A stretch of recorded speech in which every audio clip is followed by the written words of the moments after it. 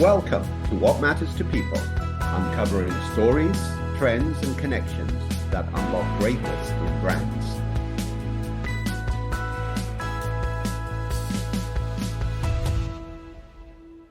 Welcome back to our podcast. Steve Sowerby and I have been putting together a series of podcasts over the last few years. This year, we started a new one, and the real focus of this is on life stages. So what we're trying to do is to track through the key life stages that we all go through.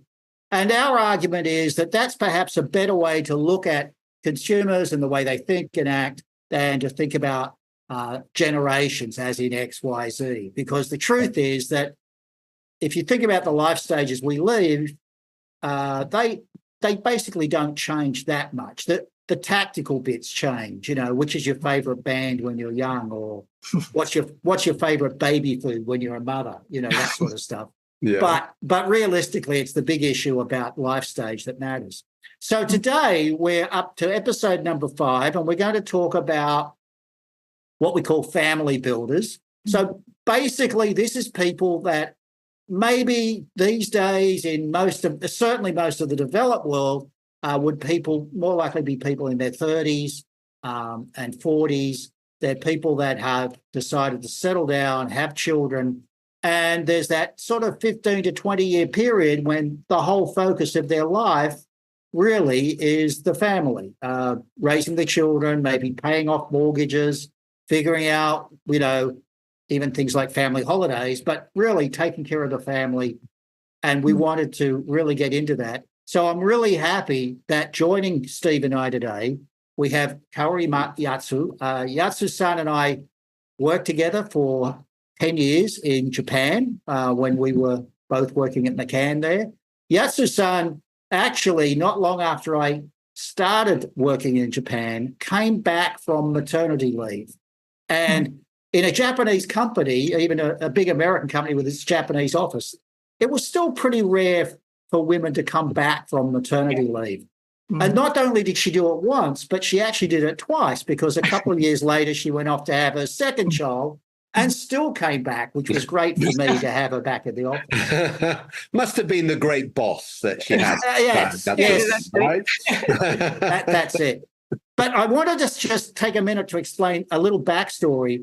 When Yatsu-san came back from maternity leave the first time, as I said, it was a very rare thing. We had about 900 people in the company, but it was very rare for women to do that. And I didn't realize until Yatsu-san explained to me why that was a sort of rare thing, and why in Japanese culture, even when this was, nearly 20 years ago, still a rare thing. And more importantly, that as she'd gone through the process of pregnancy, having a child, coming back to work, she had sort of realized that there's something different going on with mothers in Japan. And she convinced me to get the company to invest in doing some original research, which she led, and then to create reports like this every year, which was a magazine-style report on the research and her attitude and what she was finding out, so that we could share it with clients generally. And in the process of doing this for 10 years, Yatsu-san sort of developed a reputation as the sort of mother's expert in Japan. Now she works at BBDO, where she's the head of strategy planning for the Japan marketplace. And I thought it would be great if Steve and I could sort of get her opinion on what's happening with family builders. And we'll talk about Japan mostly because that's Yatsu-san's experience, but we'll sort of talk about it more generally around Asia and the world as well. Yeah. Steve. Yeah, no, I'm really, really excited about this, because I feel that this particular life stage is the one that is really going through tremendous change. As we've seen with extended 20s, people are delaying having children now into their late 30s, 40s. We're seeing that people are changing their structures in terms of the family. They are really, family is being redefined in many ways. So there's a lot of change. And in Asia, particularly, which has had very traditional definitions of the family, this is really we're undergoing tremendous change in this. So, Yatsu-san, so a very great pleasure to meet you. And I just wanted to ask you, first, from a personal experience, how has your personal experience in this family stage that Dave explained of having a child and coming back to work, having a second child, coming back to work, which is very unusual was very unusual in Japan. How has this particularly influenced your professional insights and therefore the reports that you write? Yeah. So, hi everyone, nice to meet you. And my name is Kaori Yatsu. And as Dave introduced, I'm now currently work as the head of planning, also D&I officer at BBDO Japan. And before joining BBDO, I worked at McCaughan for around 20 years, where I met Dave. And I understand the reason why I was invited to this session is because I am a family builder in Japan. But actually, my children are now 23 and 18 years old. So I'm actually in the process of, transitioning from family builders to new life builder. But anyway, the environment surrounding Japanese families, and in particularly mothers and the attitudes of society towards them have changed greatly over the past 20 to 30 years, as Dave and Steve mentioned. So I would be happy to share my experience as a mother in this changing environment with everyone. And when I started the family builder stage about 20 years ago, as mentioned before, it was much, much more difficult to balance motherhood and career than it is now. So although it was, I would say, only 20 years ago, the idea that mothers should not work while their children are little and should concentrate on raising them was common, both in society and even among mothers. So actually, this was clear from the shape of a graph, which had a vertical axis of female employment rate and a horizontal axis of age, and showed a drop in the score for women in their 30s who are in the child raising age group. And this graph was called M-shaped curved graph, which has been showing a problem in Japanese society. So anyway, in those days, I was able to return to work after leaving my 9-month-old son at nursery school. Because, I loved my career as an agency planner and wanted to continue it. And also my colleagues and bosses like Dave and the company supported me. And also my husband encouraged me to. Right. So now and then, mothers are often targeted in advertising and marketing, especially for FMCG clients and products. And but they are often seen as a group with a purchasing power to make decisions. But the truth is that there were no real mothers working at McCaughan at that time, as Dave mentions. So when I returned to work, I found that the insights the agency had about mothers were very different from what I had experienced during my maternity leave. So that I proposed the need to understand the real insights of mothers in marketing communications and launched the Real Mothers Project to explore the insights of mothers. Wow. And at that time, it was taken for granted that all mothers had the same insights, and they were all regarded as a sort of single group. Right. So we classified mothers into 5 types through our own research and proposed communication strategies that included insights and also media contact habits for each time. Okay. Hope they will remember those types. Just very quickly, can you sort of let us know what were the key 5 types of mothers through your insights?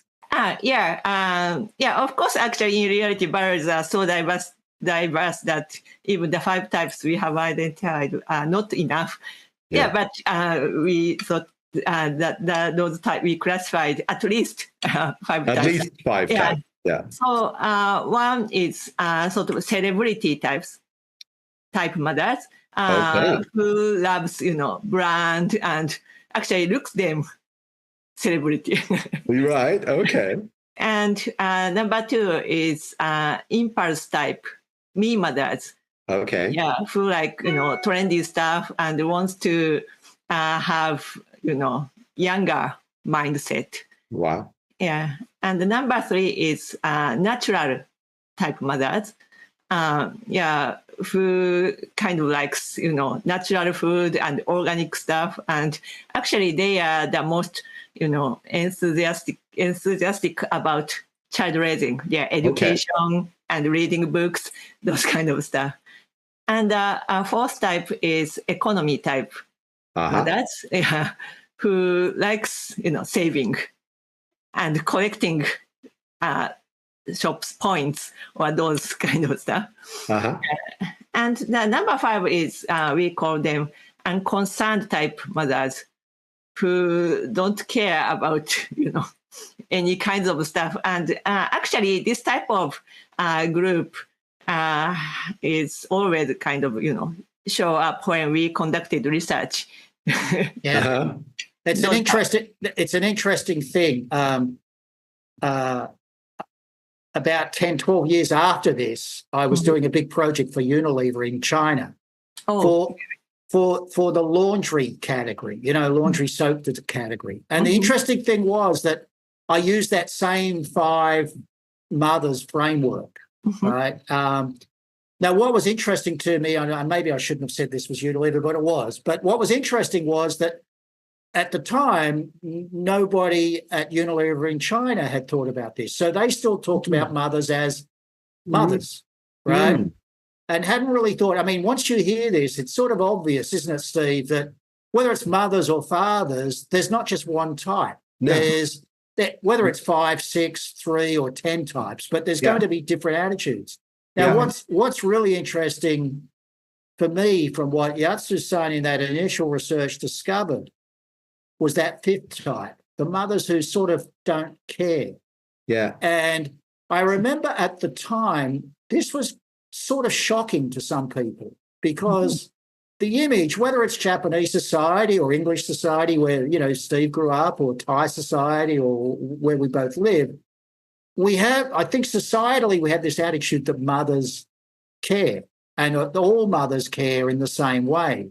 Yeah. And I can remember years ago trying to explain to a big coffee company that not all mothers think the same way or act the same way.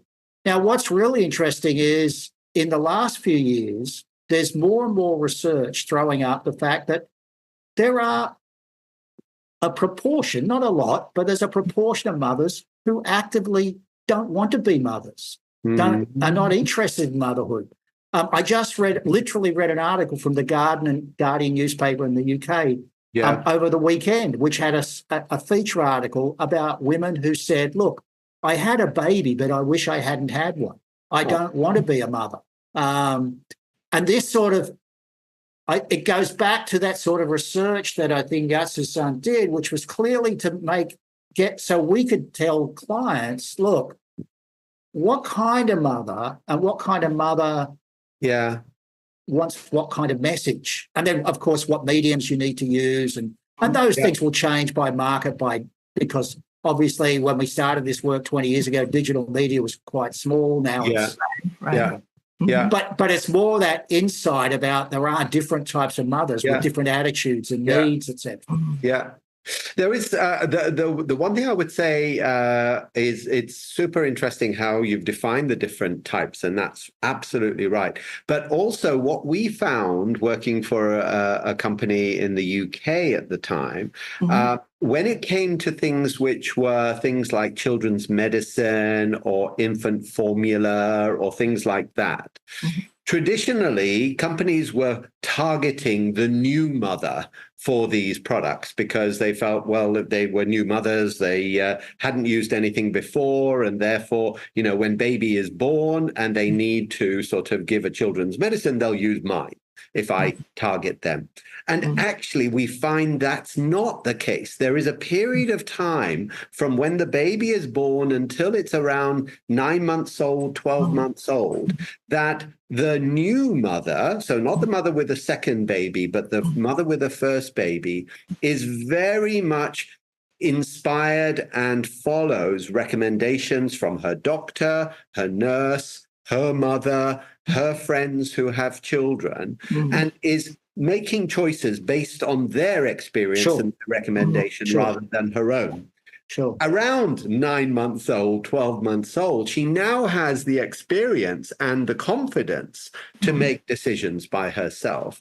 And therefore, that's the time when she expresses her individuality in the insights in terms of these areas which are more sensitive, let's say.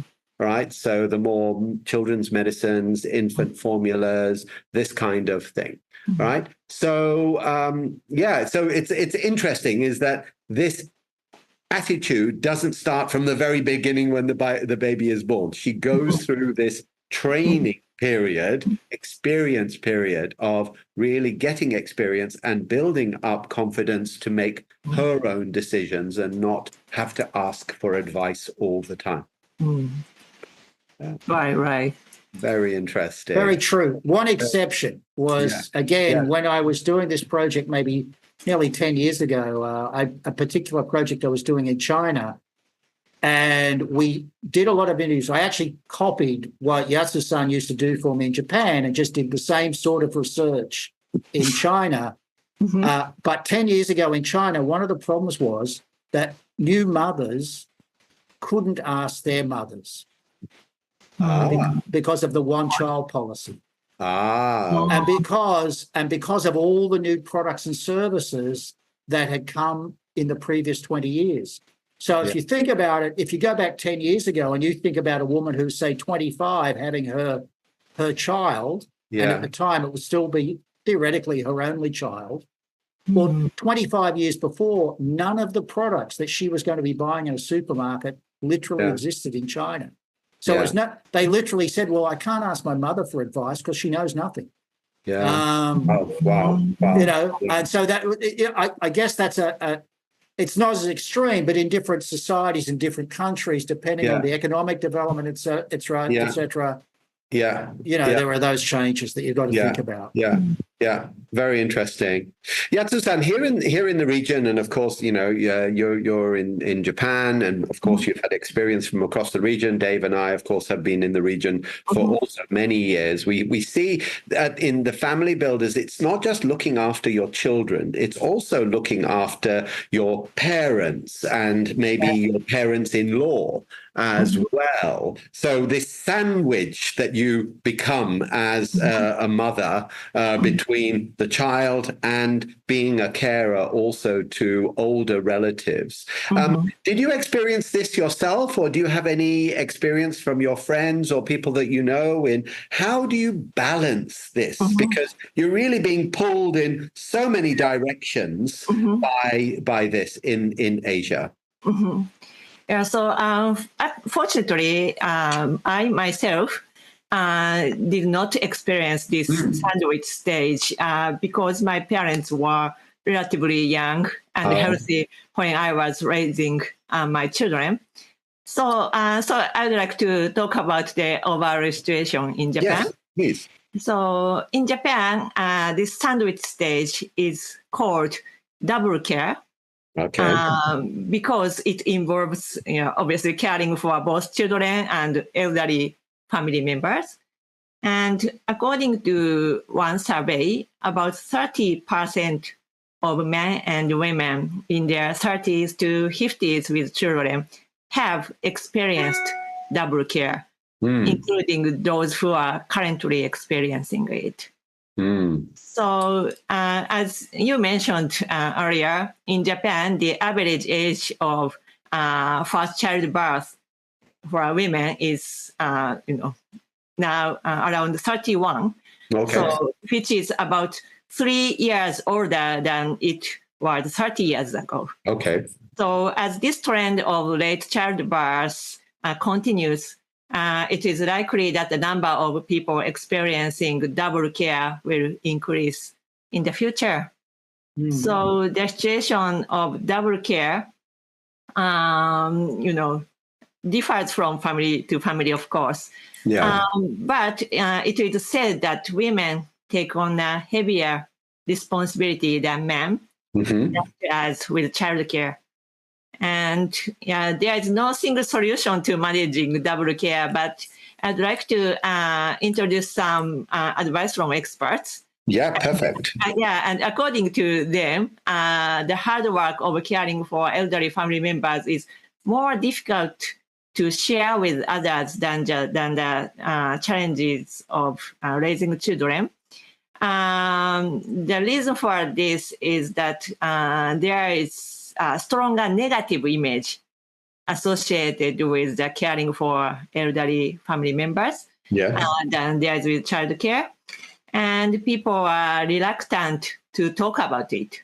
So, however, especially in the case of double care, it actually is very important not to keep it in yourself, but to tell your friends or teachers at your kids' school. So, this is because, it will make you feel more relaxed mentally. And also, it will make it easier to, gain understanding and support from those around you. So that was the expert's advice. That makes a lot of sense, right? Yeah, I mean, sharing it around. I mean, it's one of the interesting things when we first came up with the concept of family builders in the late 90s. This double care thing, of course, it existed, but it was very small, even in Japan, etc. It wasn't a big issue anywhere that I was working. And I guess over the last 30 years, I've seen that tremendous growth of the pressure, right?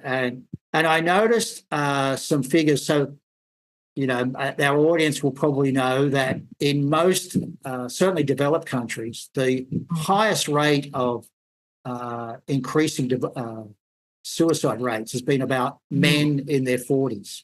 And that's been going on now for about 30 years, increasing rates. And the reason for that is tied to increasing depression, which is men in their 40s feeling depressed because of all the weight that's on their shoulders, the belief that, the family is relying on them, that work is not necessarily getting what they want out of work.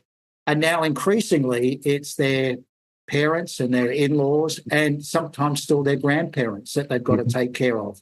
And so suddenly, you have this image of a 45-year-old man feeling like he's got to take care of 4 generations of the family, and he's the crux. And of course, it's unfair because his wife, his female partner, is just under as much pressure.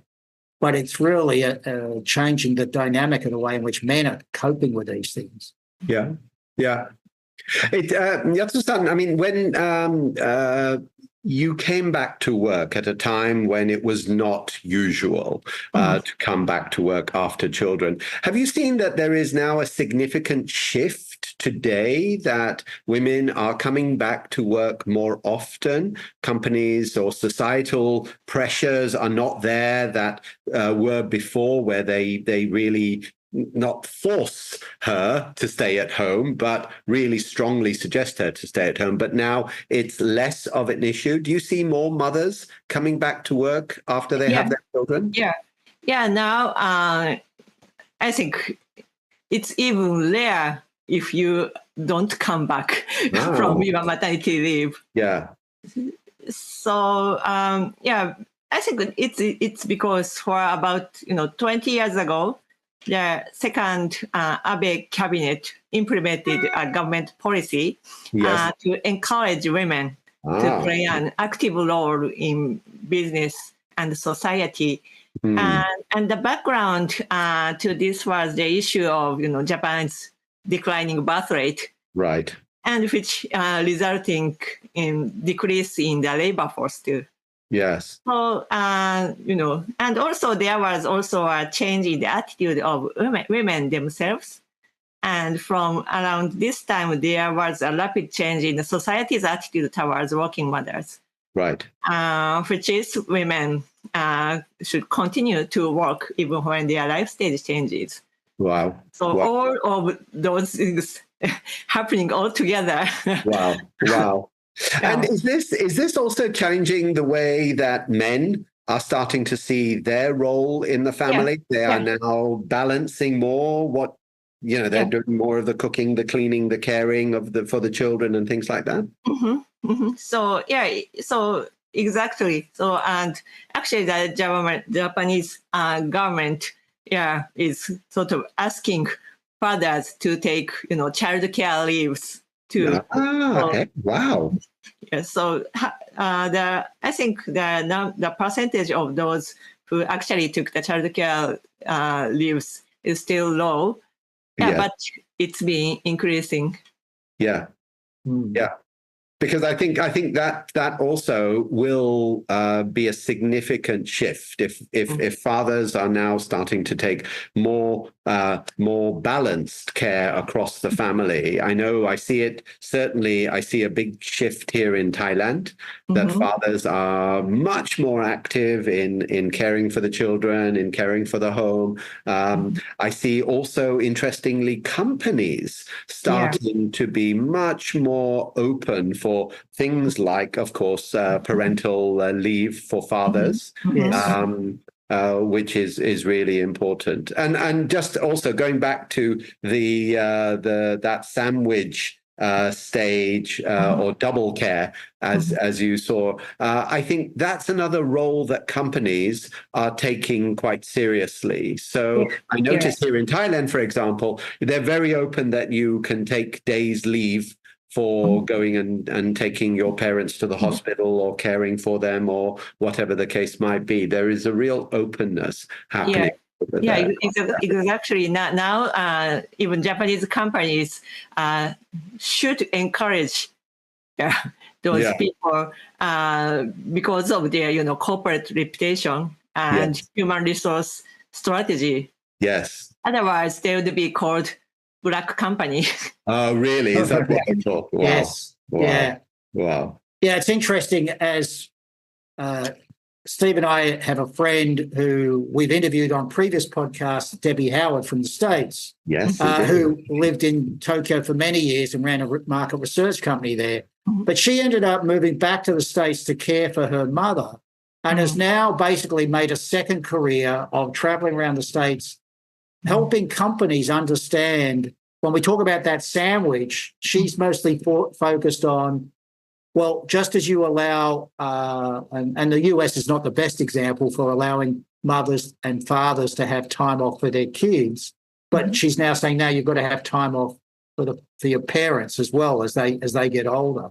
And so, again, that sandwich thing is sort of changing the dynamic of when we think of parental care, what that means. Right?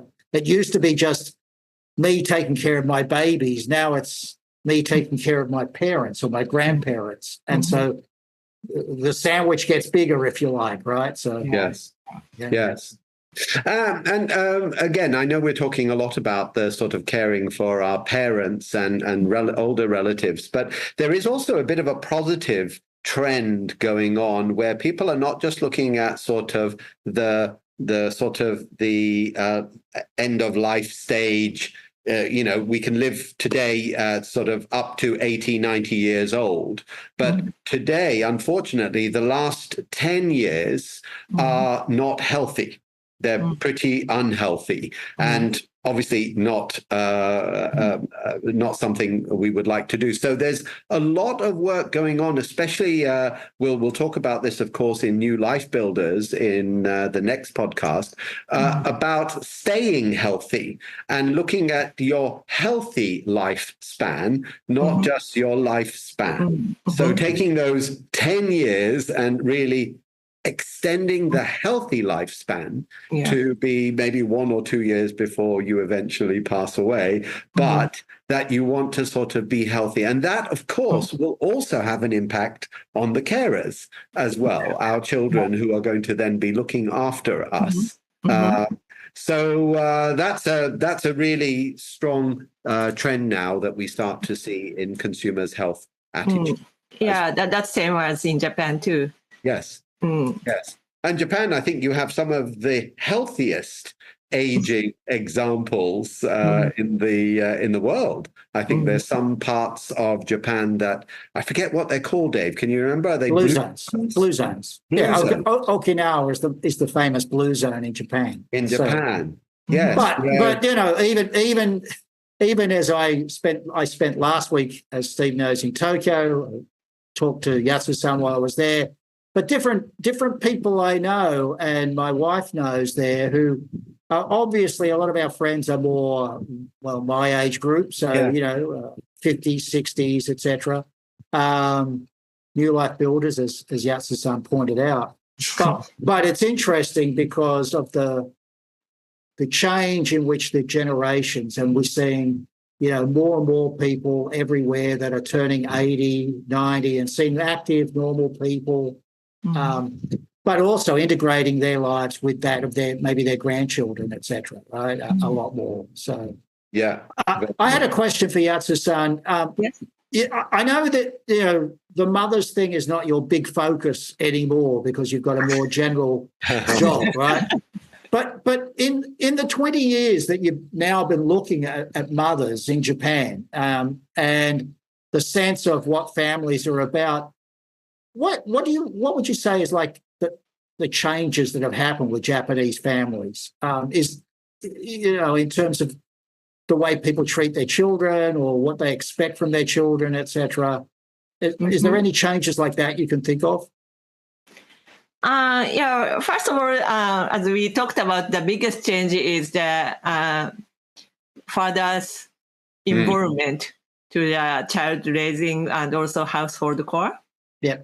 I think that's the biggest part of that, and also I think that those the parents, grandfather and grandmother, who live quite close to their daughters, the fathers and mother, are more actively taking care of their grandchildren. Okay. Sort of more general active involvement. Yeah. I can remember once a long time ago in my early years in Japan, somebody telling me that the father's most important job was to take their son to baseball. And that was just about his only job, was to make sure that he took his son to baseball, right? But I know you used to take your son to baseball, and and he became quite a good baseball player, right? So it's not just the man's job. Yeah. Very good. Very good. Yatsu-san, I know Dave was telling me you also judge advertising campaigns and across the region. And so can you think of any particular campaigns that you thought, that you can talk about, of course, that you thought, yes, when it comes to this family builders stage, these seem to target it well. They had some good insights behind the campaign. And is there anything that comes to mind where you thought this would be a good example for our audience to follow? Yeah. So sorry that it's BBDO's case, but I'm going to. I'd like to introduce a campaign called Share the Road. Okay. Created by BBDO India.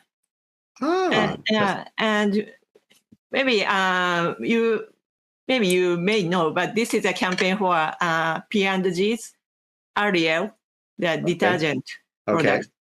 And the Share the Load is actually a long-running campaign against unequal distribution of household chores. So that's what we've just talked about. Okay. And which was launched back in 2015. Uh-huh. So with a question, is laundry only a women's job? Uh-huh. And the detergent market in India is very competitive, just like in Japan. Okay. So rather than appealing, the function of the detergent, they decided to differentiate themselves by launching a campaign that focused more on making a proposal to society. Mm-hmm. And actually, this campaign continues to evolve with new perspectives such as the insights that not sharing household chores will damage the relationship between husband and wife in the long term, or the insights that it is important to create good teamwork, not only at work, but also at home. Ah. So actually at this year's Cannes Lions, the chief branding officer of P&G introduced the Share the Load campaign as a successful examples of brand activities that captures not only the social issues, but also the various moving moments in everyday life for family builders. Oh. So this is the campaign that I'm sure Dave have seen this campaign. Yeah. It's been interesting because it's been nominated for a number of effectiveness awards over the last half dozen years or more, and it's a great example of a big global brand thinking a little bit harder about. It's very easy to say our washing powder works fast or makes white whiter, etc. But the differences we all know are minimal between one brand and another, right? So the product differences are very hard to make real, but that's a really differentiating campaign by focusing on, well, the family builders and how they're going to work together. So great example. Thank you. Yeah.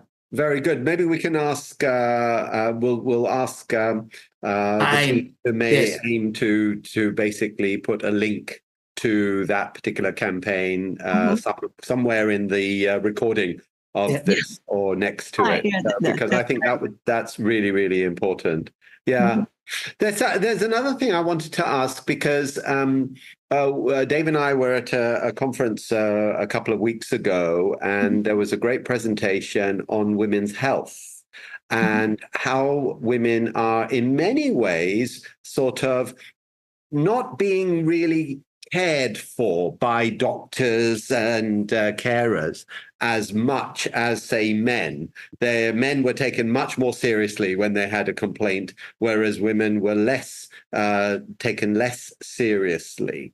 Is this attitude prevalent in Japan? Did you feel it as a mother, as a woman, where perhaps, if there was something wrong, people would tend to be more dismissive of it? How was this? Because I can imagine, of course, when you are sort of taking care, and of course, we talked about the sandwich stage or the dual care, there's a lot of pressure on you as did you feel that your health was taken seriously? Yeah, I think in Japan, the government, I mean, social welfare ministry, is kind of issuing the coupon to, take a medical check, cancer or your teeth, or I think once in 2 years or something like that. Okay. And also the companies kind of encourage you to take full medical check once a year. that's sort of Yeah, mandatory. that's an interesting thing in Japan that even as a gaijin living there, my company insisted I had to go to the official health check every year, which was not just sort of your pulse rate or anything. It was a very detailed check that involved a lot of aspects. And I found it quite interesting the first time I had to do it because, it wasn't until I was actually told by somebody in HR, no, Dave, son, you have to go in the next 2 weeks and do this. And everybody in the company had to do it. And then I found out that wasn't our company.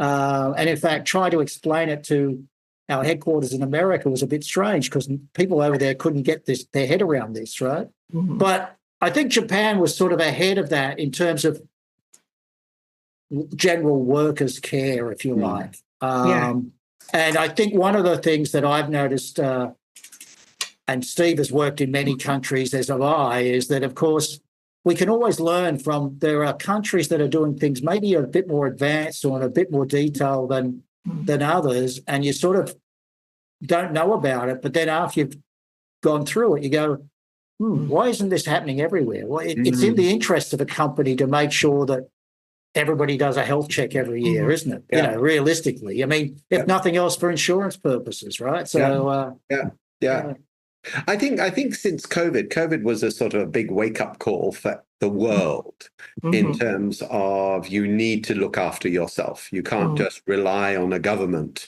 to give you health.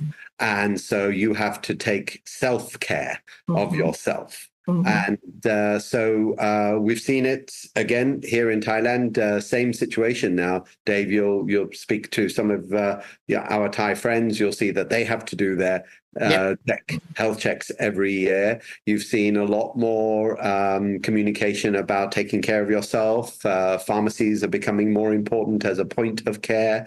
People are looking after diet and reducing weight. I think even in the UK, I think there was an article this week in the Times that showed that actually our obesity is finally starting to reduce in teenagers. It's quite something. It's quite spectacular.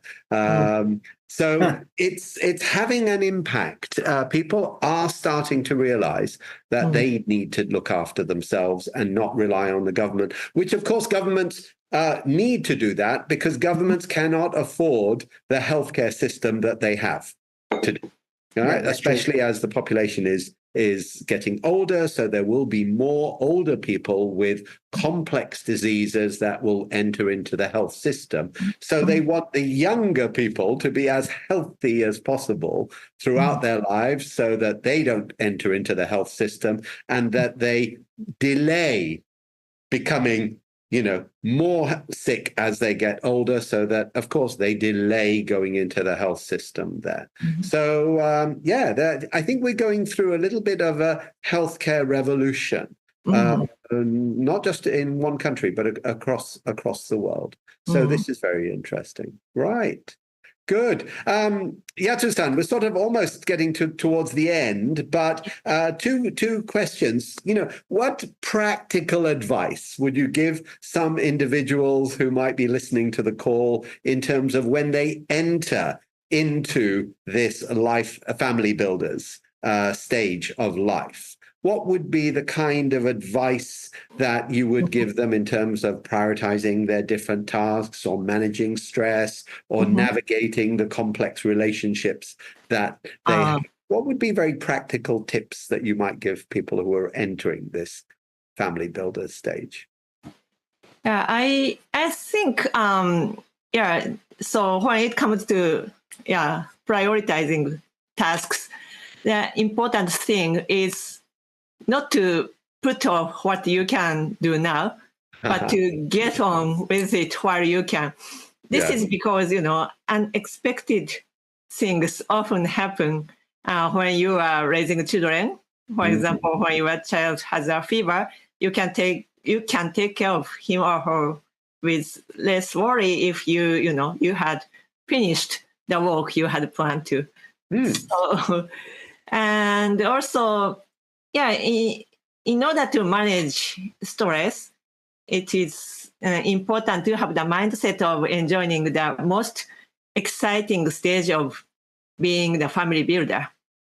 And it's true that there are many things that you cannot physically control, and this may cause you maybe worry more. But, actually, it's a very special time that is only given to you at this stage in your life. So I think it would be good to have the momentum to enjoy this special feeling that is only available for a limited time.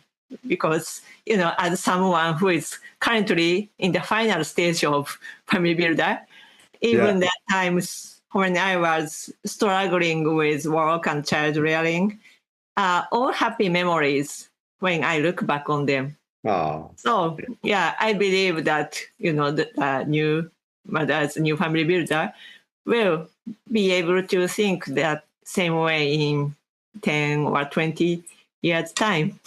Yes. True. Very It's true. so true. It's so true. I think, what you're saying is right. It is a very precious time. Raising children. It's not just the sort of the act of raising, but the emotional benefits that we experience of caring is really very, very lovely. Right. Yeah. And then the final one is really then advice for marketeers. So now you can really put your agency hat on as well and say, well, marketeers who come to you with an objective of really trying to connect with family builders. What kind of let's leave it to 3 important recommendations you would give marketers who come to you with a brief for connecting with this group? What would you say to them? Yeah, and the first thing is to analyze the types of family builders like we've just talked about, and identify the messages and maybe media that are most effective for each group. Right. As I did in the Real Mothers project. Yes. Yeah, and in addition to the fact that the age range for having children has broadened and family builders are now more diverse age group, their values are also becoming more, fragmented. So by categorizing them according to their attitudes towards, personal consumption or child rearing, we can design more effective communication strategy to, reach them, and also create more, efficient media strategies too. And number 2, the secondary, where being family builders, they are also individuals. And it is important to find out their personal insights and communicate with them. So in particular, the new family builder generation may be overwhelmed by the, responsibilities and difficulties of, their new roles, which they didn't have before. So at the same time, many of them too feel that they are no longer to be able to pursue their personal interests and passions. So I think it would be effective to find and communicate about these points of gap or so-called tensions. And the third is for people in the sandwich or double care situation. And as I was mentioning in the expert advice, it is very important to share their situation with people around them. So in other words, if they can communicate in a way that makes them feel positive about their situation and encourage them to talk to others about it, I think it will improve their positive image, and also it maybe influence their brands, which kind of encourage them. Yeah, it makes tremendous sense in a world of when we're so focused on social media, but brands too often still just want to talk one way, right? They just want to, let me tell you about my product. And we don't really want to listen to what you have to say. So the more of that, the better. That's great advice. Thank you. No, it's really important. And Dave, I think I couldn't stress that enough. If you just try to push a product without paying respect to insights that really how to be meaningful for that person, then you're just going to be, just one of many, and you will probably be ignored. Whereas if you have a message which adds value to their life, not just offers them a product, then I think people start to take notice. And I think this is becoming much more important in marketeers. Really, we need to do that homework to deeply understand what's important to people rather than a generic message about how great our brand and product is. Right. Yeah, exactly. And a great way to finish, given that this whole series, we're sort of giving the title of What Matters to People and looking at the life stages. So thanks very much, Yatsu-san, so much for your thoughts, for sharing them with us. Thank you. Thank you for listening to What Matters to People. Subscribe, share, and join the conversation. Until next time.